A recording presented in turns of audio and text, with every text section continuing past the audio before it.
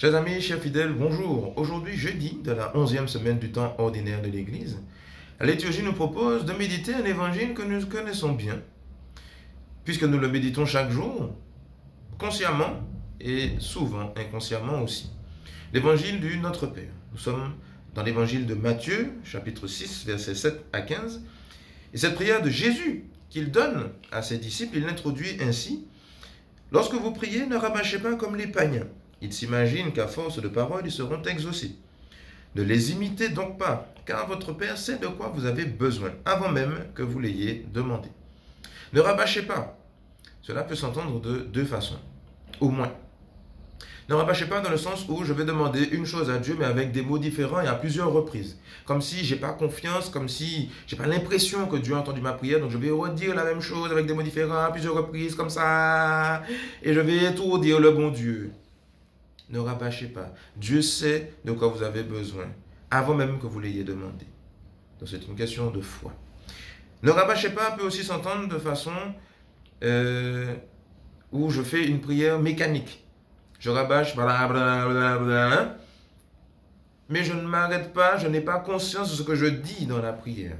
Et pour le Notre Père, on est tous sujets à ce piège de dire le Notre Père sans vraiment prendre conscience de ce que nous disons dans cette prière qui est si profonde. Notre Père qui est aux cieux, ne serait-ce que sur ça.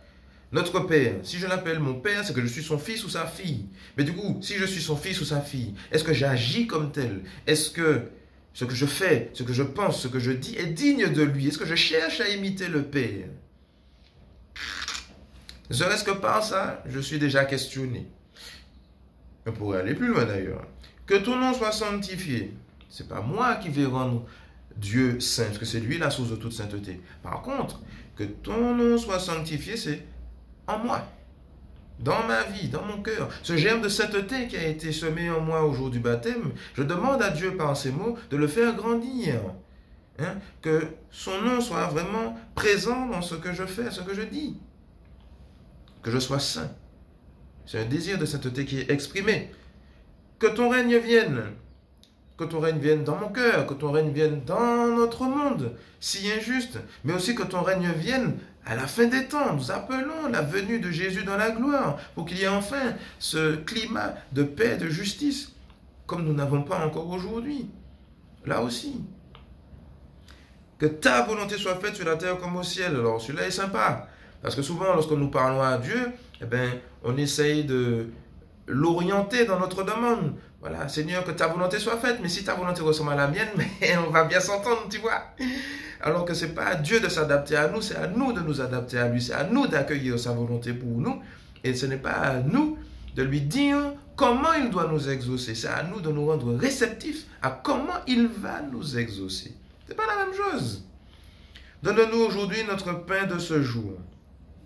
Le pain dont nous avons besoin pour vivre, matériellement, le pain dont nous avons besoin pour vivre spirituellement, comment mon âme sera nourrie aujourd'hui, quelle grâce il veut me donner aujourd'hui, quelle parole il veut me donner aujourd'hui, et son Eucharistie qu'il me donne chaque jour. Oui, c'est ce pain-là que nous demandons aussi.